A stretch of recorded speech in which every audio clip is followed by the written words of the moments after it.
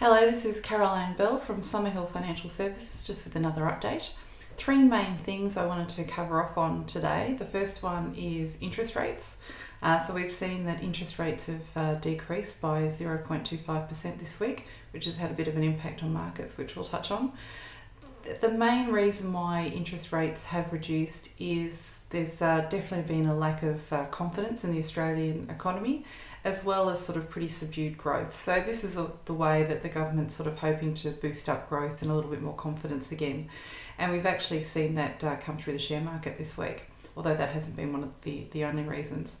So for anyone that's interested in a little bit more detail as to why interest rates have increased and potential impact on markets and economy, I've included a link in this email to an article from Dr. Shane Oliver from AMP that is a very good economist and sort of explains things quite succinctly.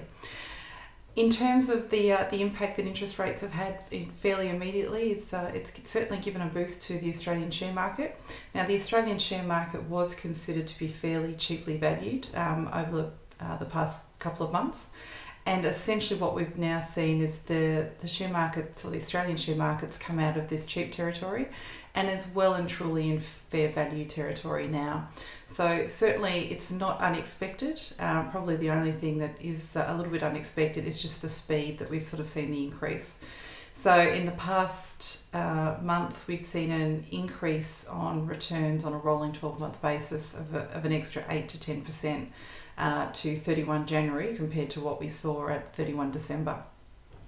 And lastly, I should just mention as well, just with these returns that we've seen in the last few weeks, not to expect those returns to continue. It's certainly been a bit of an anomaly, and we need to sort of make sure we're looking at single-digit returns going forward.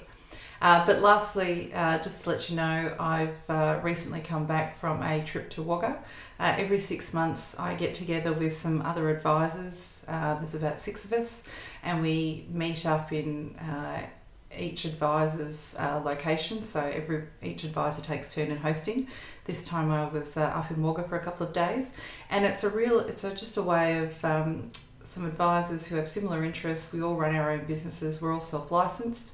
And we sit sort of down and talk to each other in terms of what we're doing, compliance, best practice, investments, and it's a really good way of getting ideas.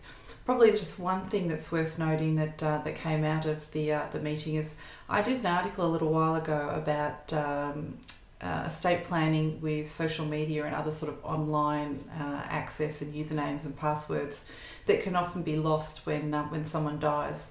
The other thing to consider is these usernames, passwords, etc. can actually also be lost when someone loses their mental capacity. So it's actually worth thinking about sort of documenting some of these things for either yourself if you're getting on a little bit, or if you do have parents that sort of are fairly active online and they're getting a little bit older, it might be worth just having somewhere that all their usernames, etc. are documented. For anyone interested, I've put together a little sort of critical list that can be kept with your will and your powers of attorney, just with useful information from either your executor or your power of attorney. And it actually does have a section to include somewhere just to track your username and password for email addresses, your social media accounts, online photo storage, everything like that. Needless to say, this is fairly secure and confidential information, so it should be kept well and truly secure where your estate planning documents are kept. Thanks very much. I'll speak to you next month. As always, feel free to contact me with any queries. Thanks. Bye-bye.